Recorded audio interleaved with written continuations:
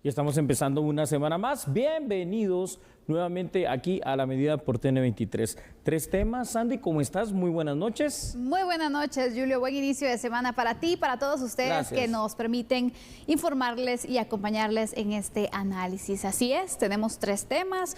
Uno de ellos que la verdad que causó un poco de sorpresa, pero también es un poco de lo que ya hemos hablado de las debilidades en el sistema penitenciario, ¿no? Un poquito de más de lo mismo cuando pues se encuentran 12.700 quetzales de más de lo que se puede detener por un privado de libertad en una de las celdas. ¿Quiere ver quién es? Nos vamos al contexto. Comenzamos.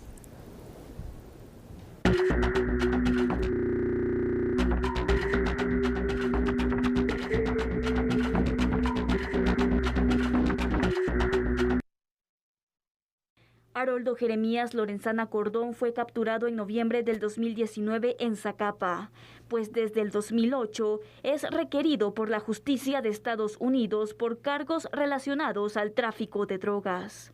En enero pasado, aceptó ser extraditado hacia el país norteamericano. Durante una requisa que realizaron las autoridades en la cárcel de Pavoncito este lunes, en donde estaba recluido, le descubrieron 13.500 quetzales y al no explicar la procedencia del dinero, fue trasladado hacia la torre de tribunales. Uno de los sectores de un reo de nombre Haroldo Lorenzana Cordón, esta persona pues se le ubicaron dos dispositivos móviles que estaban en su poder y la cantidad de 13.500 quetzales en efectivo. Recordemos que esto es prohibido. Pero, ¿cómo llegó esa cantidad de dinero a la cárcel? Esta es la explicación de las autoridades del sistema penitenciario. Aquí hay muchas hipótesis las cuales debe de responder la investigación del Ministerio Público. Porque aquí puede ser de que él puede decirme a mí que lo ha metido por años, ¿verdad? O sea, que es parte de su ahorro. Pero el ilícito no es tanto cómo entró, sino por qué tenía esa cantidad. Si solo la ley solo permite 300 quetzales. Ya. Entonces ahorita lo que corresponde es investigar, pero no nosotros, sino el Ministerio Público. Haroldo Jeremías Lorenzana Cordón es hijo de Valdemar Lorenzana, alias el Patriarca, sentenciado por narcotráfico en Estados Unidos. Yo sí quiero hacer una corrección en lo que escuché ahí por parte de las autoridades penitenciarias en esta declaración. ¿Cómo que no es importante cómo entró? Es importantísimo cómo entró. ¿Sabes, Sandy? Por supuesto que es importante. Yo te digo cómo entró, en una palabra. Después nos vamos, ya no analizamos. Entró por corrupción, así. Simple. Sencillo. Y mira, Julio, la verdad es de que son 13.000 quetzales que no pueden tenerse, pero también entonces aquí es de investigar al resto de reos, que no me extrañaría que más privados de libertad tengan, si no 13.000, por lo menos una cantidad similar, ¿no? Porque sabemos también que en lo interno de las cárceles hay situaciones extras que se tienen que pagar. Eso es correcto, Sandy. A ver, perdón. La ley del régimen penitenciario permite tener una cantidad de dinero mínima, eso sí. ¿Cuánto? 300 quetzales. Pero es que acá no se trata de tener más dinero, sino que se trata de todo un sistema corrupto. Es decir, el dinero no apareció por arte de magia, el dinero no entró de cualquier otra manera, más que porque se permitió, ya sea por las autoridades administrativas, que esto sería gravísimo, ¿no? Porque estaríamos hablando de los encargados de la cárcel, o bien por la clásica manera de la guardia penitenciaria a través de las dádivas, a través de las prebendas llamadas corrupción, pues entraron. Ahora, otra de las posibilidades, que este dinero se haya producido en la cárcel. La menos probable, por un trabajo honesto. La más probable, producto de talachas, producto de extorsión, producto de cualquier otra situación, de venta de droga, no sabemos. Sea como sea, es un desorden evidentemente el sistema penitenciario. Y fíjate una cosa, tú lo dijiste muy bien, no es el único privado de libertad que está en esa situación y en esa condición. ¿Cuántos más habrá así? Hoy se hace la requisa ahí en Pavoncito, mañana los ilícitos están nuevamente en esa cárcel y en las otras del país. Exactamente. Julio, un privado de libertad, ¿en qué puede gastar? Hablando así con que el sistema funciona perfectamente bien, ¿en qué pueden gastar? Es decir, ¿para qué se les permite tener esos 300 quetzales? Para ir entonces cuestionando un poco el tema de por qué buscarían tener más de 300 quetzales. Es decir, ¿cuáles serían esos costos extras que un privado de libertad puede enfrentar. Bueno, mira qué interesante por donde va este análisis, esta charla. En teoría no deberían de tener el por qué y para qué, pero ahora vamos a la realidad, ¿no? De lo que es el sistema guatemalteco. Número uno, la comida que lleva el sistema penitenciario. Primero, no es suficiente para todos los privados de libertad porque no llega completa. Y segundo, realmente es bastante mala, ¿no? Esta es otra cuestión, ese es otro tema, ya es culpa de esas negociaciones que se hayan hecho porque generalmente la comida te llega mal, bastante mal, y hay mucha queja por eso. Por ello, hay habilitadas en las cárceles, por ejemplo, tiendas que es permitido tenerlo como un negocio de los propios privados de libertad, lícito obviamente, ¿no? Que te venda agua pura, que te venda una gaseosa, que te venda cualquier cosa de estas, o sea, para eso lo podrías tener. Pero ¿cuál sería el principal fin de tener dinero, en teoría, en una cárcel? El poder comunicarte. La ley del régimen penitenciario ha dejado abierta la posibilidad que los privados de libertad puedan tener comunicación, y esa comunicación se hace a través de la venta de tarjetas telefónicas, teléfonos tarjeteros, que te cobran como 2 quetzales por minuto, y que allí pues podría irse este dinero. Ahora, para cualquier otra cosa que no fueran estas dos situaciones, la comida o la llamada telefónica, ya es cualquier cosa ilícita. Para la compra de alguna prebenda, para la compra de licor, para que te entren droga, para que entre cualquier situación que no debería estar en las cárceles. Y dentro de esto está la famosa talacha, ¿no? Que también es un dinero que una persona debe tener para poder entonces negociarlo. Explícanos un poco este tema. Con mucho gusto lo voy a explicar y por qué en este caso específico no puede ser talacha, digamos, que tenga que pagar este privado de libertad de apellido Lorenzana. La talacha es una cantidad dineraria que se te exige por parte de los encargados de sector, los voceros como se les llama, para que te puedan asignar un lugar donde dormir, para que te puedan permitir hacer uso del baño, para que no te peguen, para que no te vejen, para que no te violen literalmente. La talacha sirve para eso y se paga en los primeros días de que tú entres. Pero es ilícito. Es una forma descarada de robo, es un ilícito que no se puede controlar por parte de las autoridades penitenciarias. Ahora, si tú eres encargado, tienes poder, o de pronto eres un vocero, lo que sí puedes tener es una cantidad fuerte de dinero porque tú le cobras la talacha a los demás. O sea, habrá que investigar esto también. Vamos con los primeros datos, Julio. Con mucho gusto, Sandy. Ahí vamos entonces a verlos en pantalla. Haroldo Jeremías Lorenzana Cordón, alias el Chichi, quien ya se encuentra en situación de privación de libertad, tendrá que enfrentar, como ustedes ya lo vieron, nuevos cargos por tener 13.500 quetzales bajo su resguardo en la prisión. Según la ley del régimen penitenciario, los privados de libertad sí pueden poseer dinero, pero ¿cuánto? Una cantidad de 300 quetzales, que es lo mínimo, no estos miles. En este caso, Sandy, es importante investigar también la forma que se utilizó para adquirir ese dinero, ya sea, en primer lugar, porque entró ilícitamente a la cárcel a través de la corrupción, lo cual obviamente puede ser a través de la visita o a través de la encomienda. O si bien el dinero encontrado es producto de negocios ilícitos que tenga el privado de libertad en prisión, como por ejemplo la venta de drogas, la extorsión o el pago hacia él, porque no sabemos si es uno de los distintos voceros de la denominada talacha. Uno de los argumentos que se da es que es producto de un ahorro. Pero, será de investigar en este caso cuánto pudo haber ahorrado o de verdad cómo se obtuvo este dinero. Lo que llama la atención, Julio, es el hecho de ubicarlo directamente, ¿no? Sí, cuando sí. sabemos y se puede dar la sospecha de que no puede ser el único privado de libertad, es correcto, sin defender a nadie, que pueda tener una cantidad mayor de los 300 quetzales. Y que seguro ahí había más, o sea, no es el único, ¿sabes por qué? Porque el desorden es tal en las cárceles que solo, como te digo, en el tema de la vocería, cualquiera de ellos va a poder tener mucha más de esa cantidad. Ahora, ¿por qué se encuentra solo en uno? Disculpa, obviamente hay que defenderse, no hay un principio de inocencia y la legítima defensa, pero que sea producto de un ahorro, eso no es válido, eso no es creíble, porque en todo caso, si así es, tú sabes, conoces ya como privado de libertad de tiempo, en este caso como lo es Lorenzana, que solo puede tener 300 quetzales, entonces utilizará otro método, otra situación, más no esta que sí rompe con la ley. La ley del régimen penitenciario es mala, es permisible, da espacio para muchas cosas. Por ejemplo, el hecho de que no se prohíba la comunicación, entonces se da lo que te digo, la comunicación vía telefónica. ¿Por qué no se graba? ¿Por qué no hay control? Porque de las cárceles siguen saliendo, digamos, las extorsiones y un montón de cosas más. Aquí dejémonos de cuentos de hadas, las cárceles son una verdadera vergüenza en nuestro país, y así como él, en esa misma prisión, tú lo dijiste muy bien, gente que tendrá más ilícitos, drogas, licor, cualquier otra cosa y hasta más dinero. Y privilegios, por supuesto, porque con el dinero los compras, ¿no? Bravo, así es, correcto, tan simple como eso. Vamos con más datos, Adelante. ¿te parece? Ahí los tiene usted ahora en pantalla. Y es que, fíjese usted lo siguiente, Sandy, cada vez que se realiza una requisa en el sistema penitenciario es evidente el desorden y el descontrol que imperan en las cárceles. También se evidencia cómo la corrupción del personal penitenciario se pone de manifiesto. Para un privado de libertad que cuente con los recursos económicos suficientes, es posible llevar una vida con ciertos lujos y comodidades dentro de las cárceles.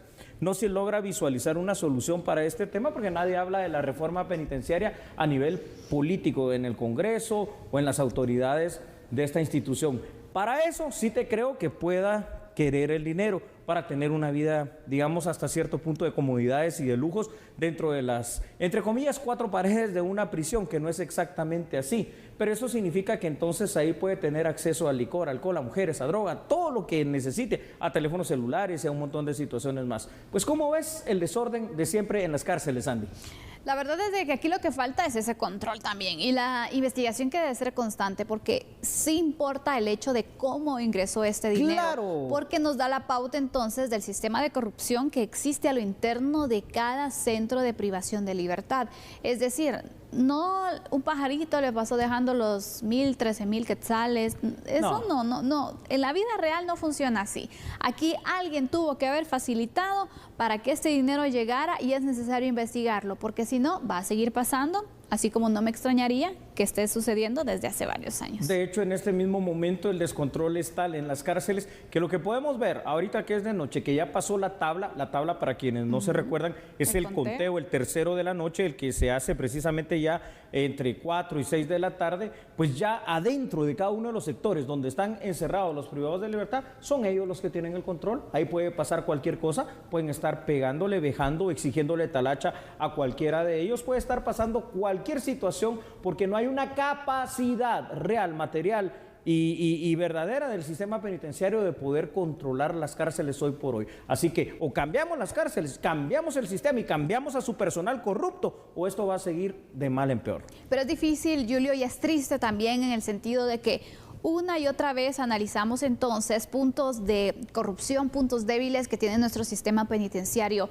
De verdad, desde que iniciamos el programa hemos venido pues tratando esta situación. Imagínate cuántos años han pasado y no vemos que marche algún cambio, alguna reforma, algún fortalecimiento a nuestro sistema penitenciario. Por experiencia propia te puedo decir lo que hicimos en su momento, es decir, investigaciones, hay obviamente una inspectoría dentro del sistema penitenciario, una unidad de análisis e información que es inteligencia penitenciaria, y se hicieron 76 investigaciones que dieron como resultado lo siguiente: la destitución y obviamente el procesamiento legal de las personas, porque solo destituirlas es un premio. Se va destituido por mañoso, por corrupto, por permitir esto, pero de una vez aquí está su querella penal, señor, y vaya a los tribunales a resolverlo. Ahora, esto tampoco es la solución última. La solución última pasa por otra infraestructura, pasa por otro personal mejor pagado, mejor capacitado, con el control real de las cárceles. ¿No podemos confiar en el personal que está ahorita? No. Entonces, bueno, pues aunque sea que pongamos ese sistema en donde vengan otras empresas nacionales o extranjeras que controlen la cárcel, a quienes le podamos exigir que ahí sí exista ese control. La pregunta aquí es, ¿cuándo se va a iniciar con ese proyecto? Ay, Dios mío.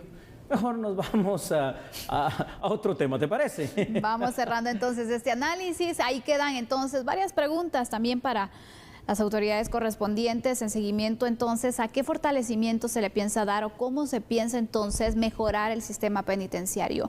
Vamos a regresar con otro tema que también pues es necesario poderlo abarcar, y es el COVID-19, pero ahora desde el punto de vista de las secuelas que deja en quienes lo han padecido. Claro, mucha gente, la mayoría sobrevive, pero secuelas quedan, miedos quedan y algunas cuestiones también. Así que no cambie, porque nosotros somos a la medida.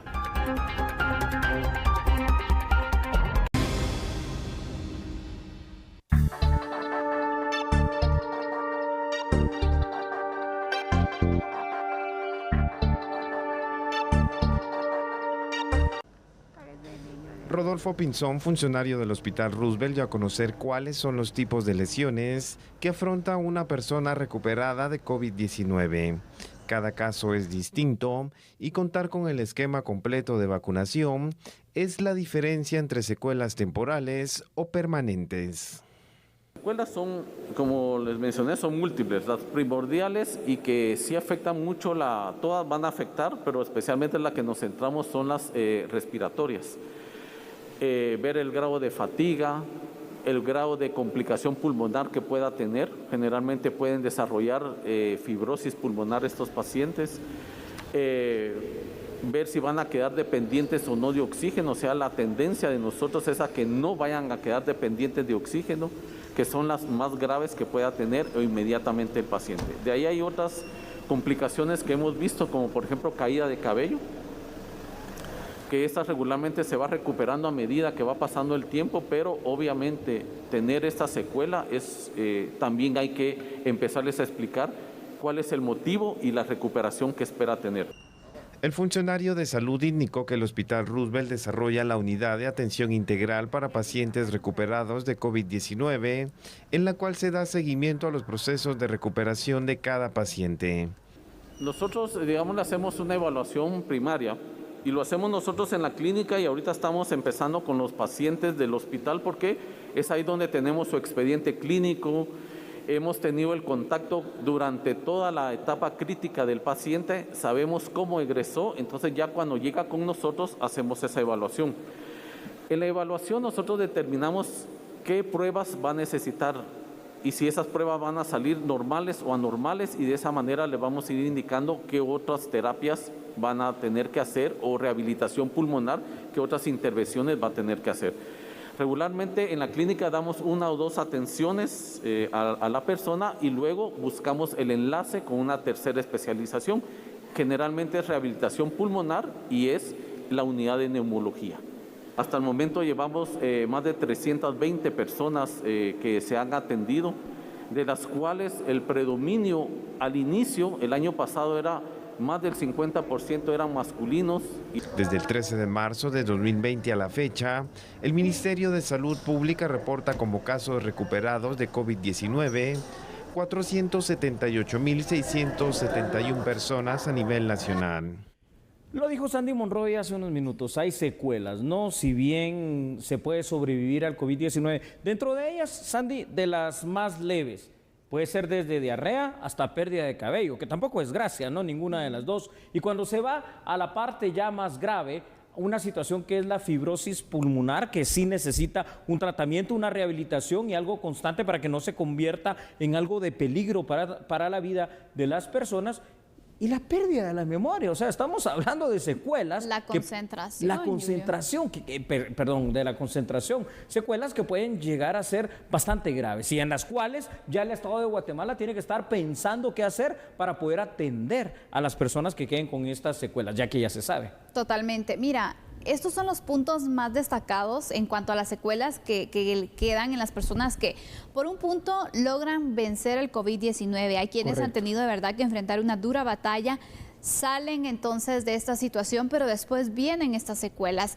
Y qué complicado porque incluso a quienes, por ejemplo, no tienen pérdida de cabello, no tienen problemas de concentración, pero también se viene la parte psicológica, que esa parte es muy difícil de poderla superar si no se le presta la atención debida y si no se busca la ayuda o se le ofrece la ayuda a estos pacientes. Así es, Andy. Pongamos un caso hipotético que es real, no, porque cuántas veces habrá pasado. Aquellas personas que se enfermaron y que tuvieron que tener tratamientos muy fuertes, es decir, de pronto intubados, de pronto conscientes de esa situación, con una cuestión de que estuvieron 15, 20 o más días luchando por su vida y que al final lograron pues solventar la situación ante esta enfermedad, que quedaron con secuelas de otro tipo respiratorio, pérdida de libras, demacrados completamente. Hombre, a estas personas les da una gripe y ya van a entrar en pánico porque dirán, si me vuelve a dar el COVID-19 me muero. Tengo particularmente un amigo, un conocido que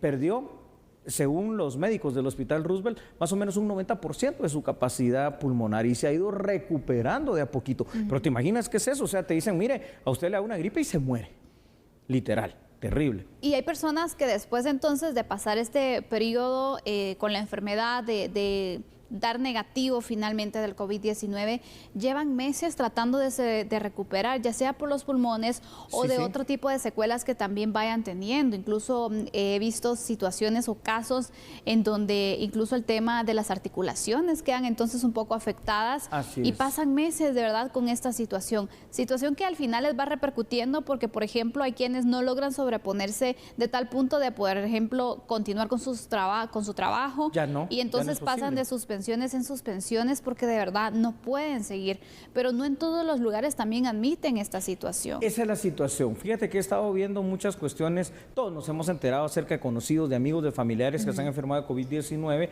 a veces hasta colegas de esta profesión, no necesariamente todos pues trabajamos en los mismos medios, pero sí es triste ver la situación, la recuperación, cómo se ponen haciéndolo sus terapias, ya sea porque tengan el dinero para que haya un enfermero y puedan hacer con el aparato la terapia o con una simple botella soplando en agua y otras situaciones. Sea como sea, las secuelas del COVID-19 están allí. Ahora, hay que decir algo, ¿no?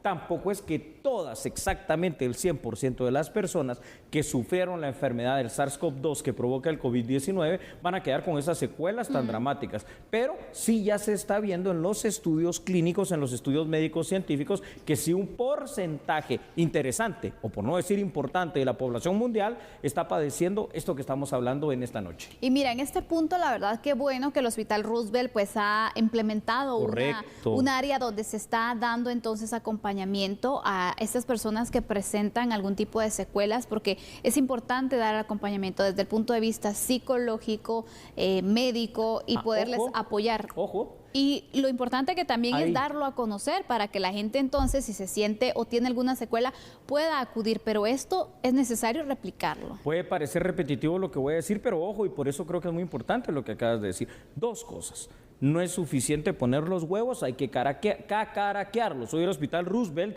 da a conocer que ya tiene una pequeña unidad donde está atendiendo precisamente a estos pacientes con estas secuelas.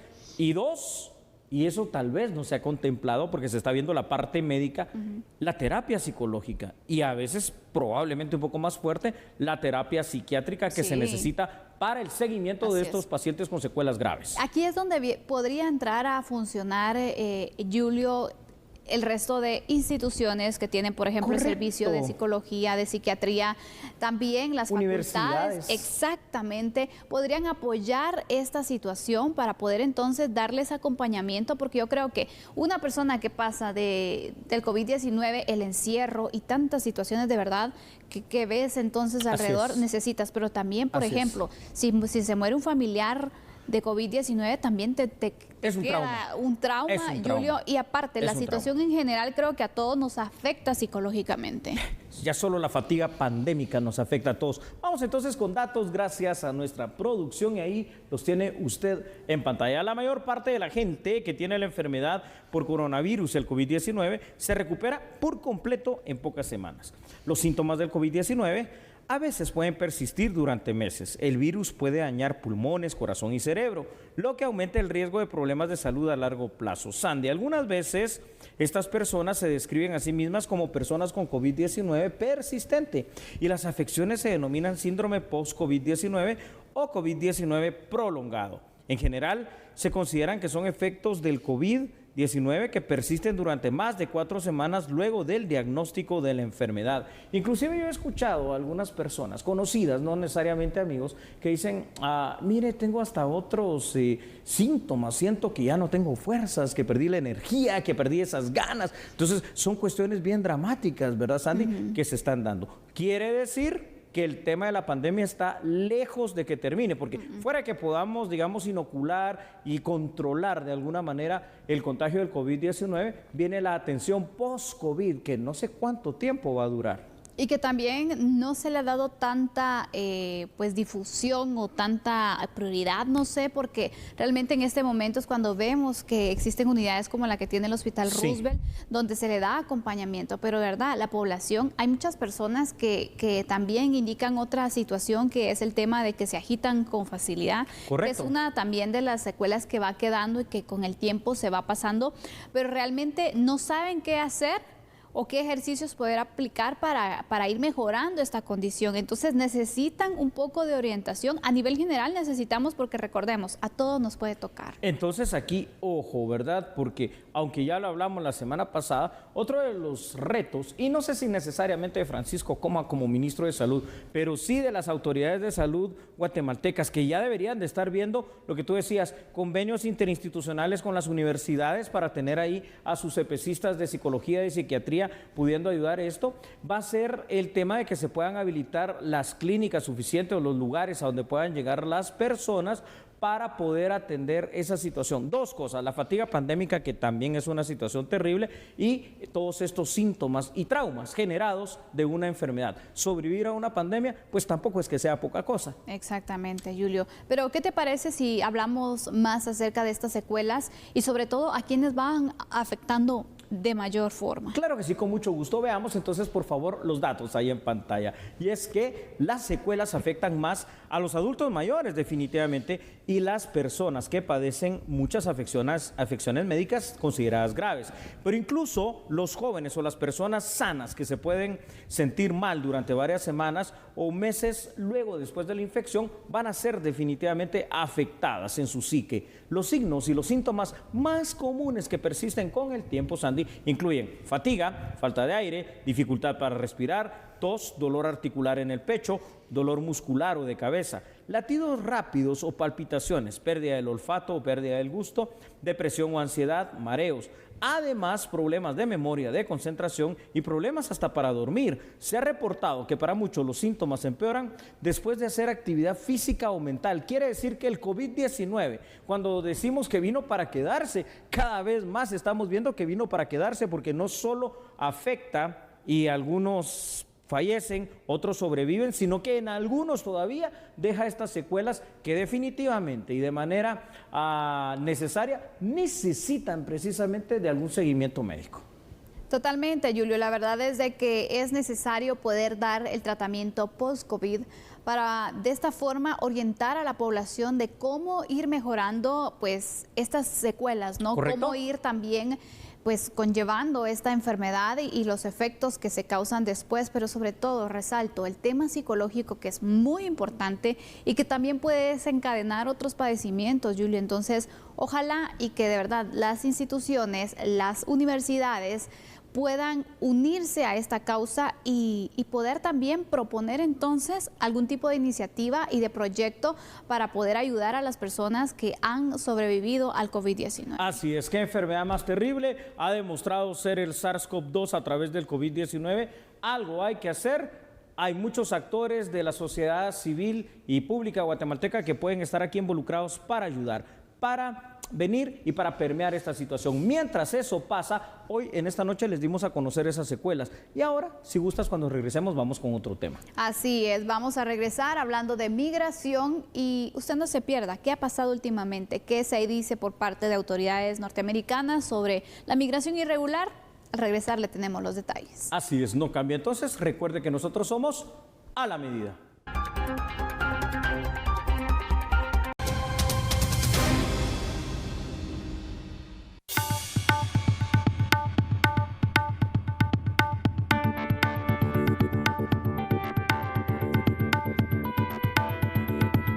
Alejandro Mayorkas, secretario de Seguridad Nacional de Estados Unidos, dio a conocer que los ciudadanos que ingresen irregularmente a su país serán retornados bajo lo establecido en el título 42. El Departamento de Seguridad Nacional está realizando vuelos de deportación a Haití, México, Ecuador y países de Centroamérica.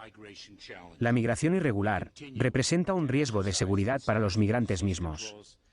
Reiteramos que la frontera no está abierta y la gente no debe emprender este peligroso viaje. Individuos y familias están sujetos a restricciones en la frontera, incluyendo expulsión. La migración irregular representa una amenaza significativa para la salud y el bienestar de las comunidades fronterizas y para la vida de los migrantes mismos. Si ustedes vienen a Estados Unidos de manera ilegal, serán devueltos. Y la Casa del Migrante, que está apoyando a todas las personas entonces que necesitan este apoyo, tiene mayor visitas de ciudadanos de Haití en este caso. Dan a conocer entonces la atención que han brindado durante estos días. Desde la segunda quincena de agosto se comenzó a incrementar el flujo de atención a migrantes haitianos que pasan por Guatemala y sus casas del migrante. El padre Mauro Berceletti señaló que se prevé que más de 70,000 haitianos crucen por Guatemala durante las siguientes semanas. El número de los haitianos se ha incrementado, es el primer número que está cruzando por territorio guatemalteco y muchas de esas personas están solicitando el apoyo humanitario de las casas del migrante en Guatemala y nosotros hemos atendido ya cerca de 400 personas como migrantes haitianos que siguen pasando por el territorio nacional. Hay una situación bastante complicada en este contexto migratorio. Se estima que en los próximos meses estarán cruzando por Guatemala más de 70,000 migrantes.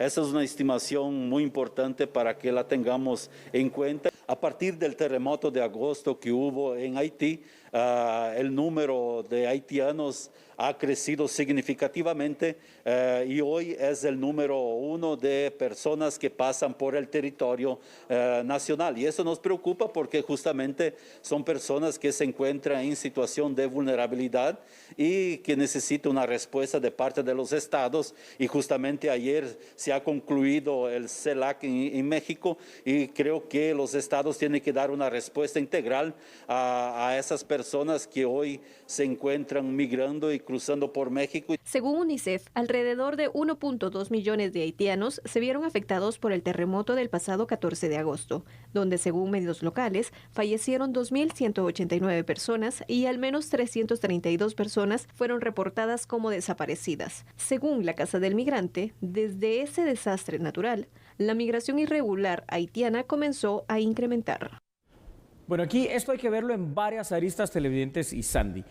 Haitianos, no solo es lo que está pasando ahí en el puesto fronterizo de Río Grande, Texas, entre Estados Unidos y México, está pasando en el territorio mexicano, pero vamos a lo que nos importa, está pasando aquí en Guatemala. Exactamente. Porque es que estos haitianos, como pueden darse ustedes cuenta, están atravesando el territorio nacional, están quedándose varados aquí, están utilizando de la manera en que pueden algunos servicios, entre comillas, servicios a través de la trata de personas particularmente, y los riesgos son innumerables, no solo para su integridad física, no solo para ese largo trayecto que tienen que recorrer, vienen con niños, sino que van desde el tema de seguridad hasta el tema de salud, y no es solo para Estados Unidos. Ahí tal vez es donde hoy por hoy se miran más cantidad de haitianos y esas redadas para subirlos a un avión, ese título 42 y regresarlos a Haití, pero el problema es nuestro ya.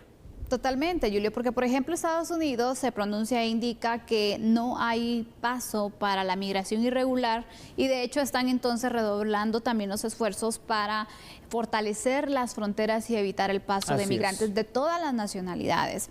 Pero en este caso entonces se está procediendo con el tema de los retornos inmediatos bajo el título 42, pero al final entonces nos dejan a nosotros acá la situación, la problemática, y viene entonces la pregunta, ¿se convierte esta situación en una amenaza para Guatemala? Definitivamente que lo es, Andy, y es que nosotros, sin serlo legalmente, sin quererlo, sin pedirlo y sin poder hacerlo, nos hemos convertido en varias cosas. Número uno, la frontera más sur de Estados Unidos, el verdadero muro, o al menos la parte primaria de ese muro para contener la migración. Y luego nos hemos convertido, sin quererlo, sin pedirlo y sin poderlo, en un tercer país seguro, que de seguro lo único que tiene es una condición bastante similar a los países latinoamericanos de donde provienen estos migrantes, porque son hondureños, salvadoreños, nicaragüenses, ecuatorianos, haitianos, hasta chilenos y brasileños han encontrado, y de otras nacionalidades también. Así que esto es dramático, la crisis humanitaria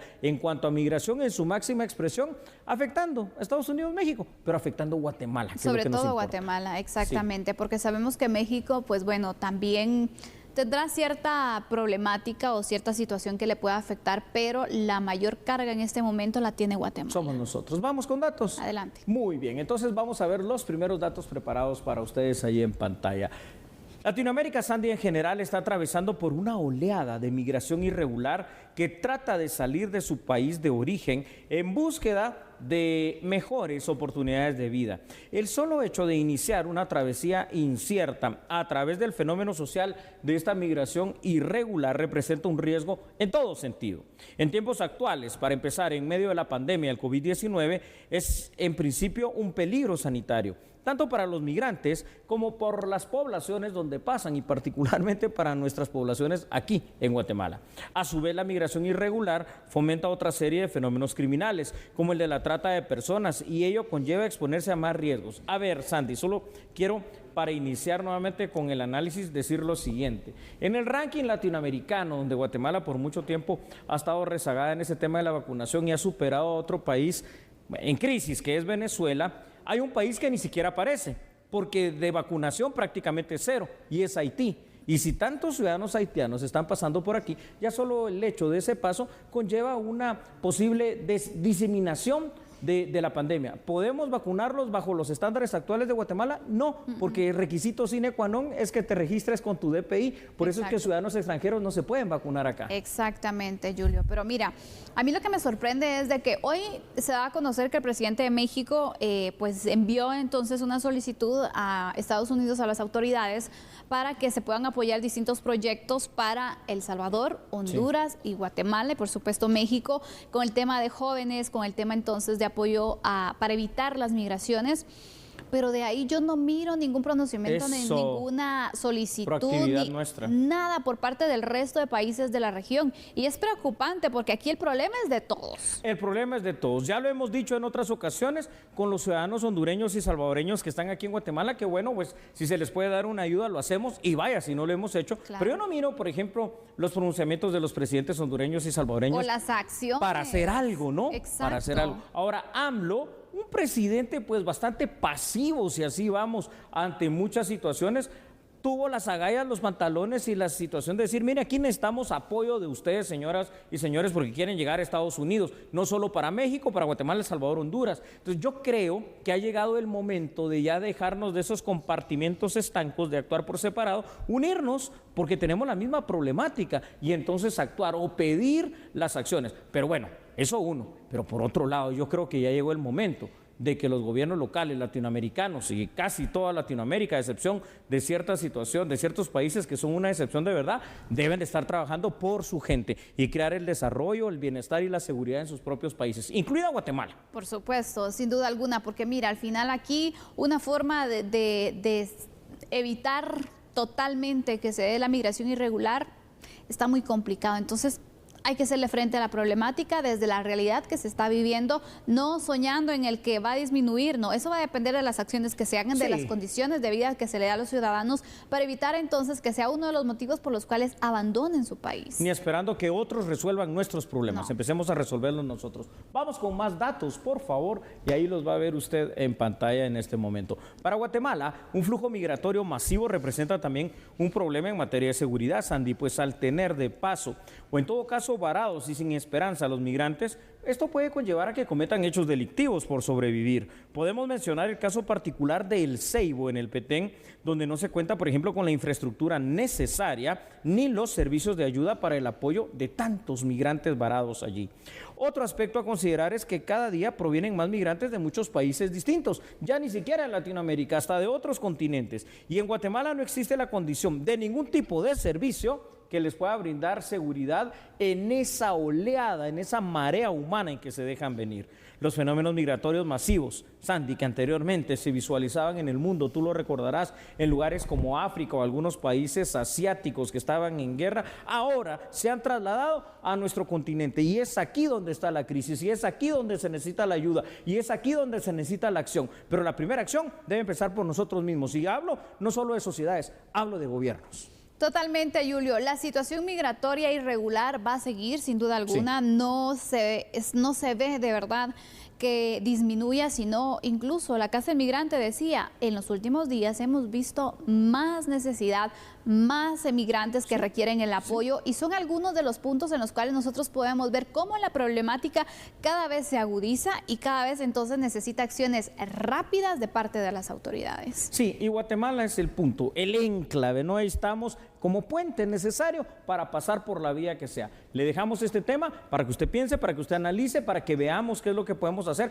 pero sí es necesario que lo analicemos. ¿Sabe por qué? Porque estamos dando aquí en A la Medida por TN23 la alerta temprana. Si no se hace nada, esto de aquí 3-4 meses o al 2022 se nos va de las manos también. Ya es una amenaza. ¿Qué va a pasar en los próximos días? Bueno, Ojalá que nada grave. Vamos cerrando la parte de análisis de este programa. Regresaremos con otras noticias de carácter nacional que usted debe conocer y que hoy marcaron también esta jornada. Así es, llegó el momento de decirle una vez más que nosotros somos A la Medida.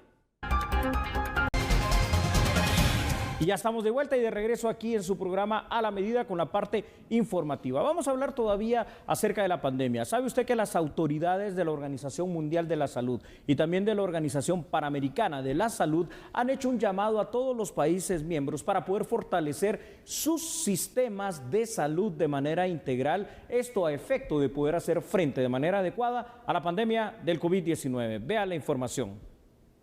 Durante la 59 edición del Consejo Directivo de la Organización Panamericana de la Salud, se resaltó la necesidad de enfrentar a la pandemia, articulando estrategias que brinden más vacunas e insumos para los ciudadanos. Esta alarmante circunstancia ha galvanizado nuestra actitud, reconociendo la enorme necesidad de autosuficiencia regional en las tecnologías de salud. Y en este camino hacia la autosuficiencia regional, la OPS recientemente lanzó una plataforma para promover los esfuerzos de producción de vacunas regional, y me complace informar que el Banco Interamericano de Desarrollo, el Banco Mundial y otros aliados han expresado ya su interés en colaborar con nosotros para avanzar esta agenda. Me complace decir que en las Américas prácticamente el 90% de los Estados miembros han alcanzado ya el objetivo del 10% y que menos de una de la tercera parte de los países han alcanzado el objetivo del 40%. Les dejo con 4 solicitudes concretas. Primera, esperamos tener su compromiso de permanecer en esta lucha con un enfoque amplio para evitar la transmisión y salvar vidas. En segundo lugar, buscamos vuestro apoyo para alcanzar nuestros objetivos globales de vacunación en las Américas y en torno al mundo entero. En tercer lugar, buscamos su apoyo para el desarrollo y la adopción de un acuerdo internacional obligatorio que dé cabida a una preparación y a respuesta. En cuarto lugar, solicitamos su apoyo para contar con el apoyo a la OMS, apoyando a aquellas iniciativas que fortalezcan su mandato y que se comprometan así a una entrega y a limitar el desequilibrio que se da hoy en día entre las contribuciones. Y el presidente de la República sancionó la Ley de Emergencia Nacional para la Atención de la Pandemia COVID-19. El decreto 11-2021 fue aprobado el pasado lunes en el Congreso de la República. El presidente Alejandro Yamatei ya lo sancionó y este martes será publicado en el Diario Oficial para que nazca a la vida legal. La ley fija las disposiciones legales para la adquisición de insumos que sirvan para atender la emergencia. Establece un listado básico de medicamentos, la contratación de personal, la entrega de un bono único de 2.000 quetzales a los trabajadores de salud, la vacunación de menores de edad, entre otros aspectos. Esa duda comenzó a partir del día de hoy. Hace más o menos unos 35 minutos le hablé al señor presidente antes de que viajara a Nueva York. Él me informa que él ya dejó firmado el acuerdo y que mañana a primera hora aparece ya publicado en el Diario Oficial. La ley fue aprobada como una alternativa luego de que el Congreso rechazara el estado de calamidad decretado para disminuir los contagios de COVID-19. En otra información, autoridades de salud ya procedieron a querellar penalmente a los organizadores de esa fiesta masiva que se organizó en el municipio de Zacapulas, allá en el departamento del Quiché. Vean la información aquí en A la Medida.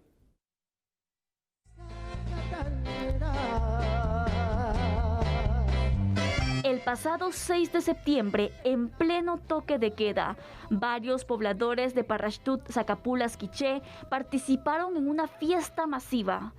Todo era música, bebida, baile y risas. Pero ahora, sus organizadores fueron denunciados penalmente por las autoridades. Así lo confirmó el viceministro de Atención Primaria en Salud, Edwin Montúfar. El funcionario añadió que también se han emitido apercibimientos a los organizadores de otra fiesta que se realizó en San Francisco el Alto, Totonicapán. Son personas que anteponen el bienestar personal al bienestar público. Y por eso es que se han hecho percibimientos, se han hecho denuncias ante el Ministerio Público para que den seguimiento a estos casos. ¿Cuántas denuncias se han presentado? No le tengo certeza, pero por ejemplo los casos de Zacapulas, Joyabac, tanto de parte de Gobernación como de la Dirección de Área de Salud se han presentado denuncias. La semana pasada, con estos casos de Totonicapán, también la Dirección de Área de Salud emitió apercibimientos a los organizadores. Montúfar añadió que Quiché y Totonicapán se encuentran en color rojo en el tablero de alertas y que ambos departamentos presentan bajos porcentajes de vacunación. Y el área de salud Guatemala Central dio a conocer que a partir de esta semana tienen 2 nuevos centros de vacunación que estarán funcionando. El director del área de salud Guatemala Central dio a conocer que esta semana estarán funcionando 2 nuevos puestos de vacunación en el área metropolitana. Los mismos estarán ubicados en la zona 14, Avenida Las Américas, y en zona 5 de la ciudad de Guatemala. Tenemos programado para esta semana abrir un centro comercial en la Avenida Las Américas. Ahí vamos a poner un nuevo puesto de vacunación. También el centro evangélico Ebenezer ya va a abrir también las puertas al público para que se esté vacunando. Estaríamos hablando de 27 puestos de vacunación, tanto distritales como masivos a nivel de la capital. El entrevistado indicó que para esta semana se espera que la vacunación domiciliar llegue a los lugares más recónditos de zona 18. Lo que hay que llegar casa por casa, y este fenómeno lo hemos estado trabajando a nivel de la zona 7, zona 5, zona 21, y el día de hoy se apertura la zona 18. El director del área de salud Guatemala Central insta a los jóvenes a vacunarse y los exhorta a que se coloquen la primera dosis de la vacuna independientemente de qué marca sea. La mejor vacuna es la que usted tenga a la mano. Y en este caso la AstraZeneca es una magnífica vacuna que ha ayudado mucho, en este caso, a la población mundial y a la población guatemalteca. Bueno, nosotros nos vamos, pero mañana regresamos. Así lo invitamos entonces a estar pendiente de la sintonía de A la Medida y por supuesto toda la programación de TN 23. Feliz noche. Ok, feliz noche. Chao.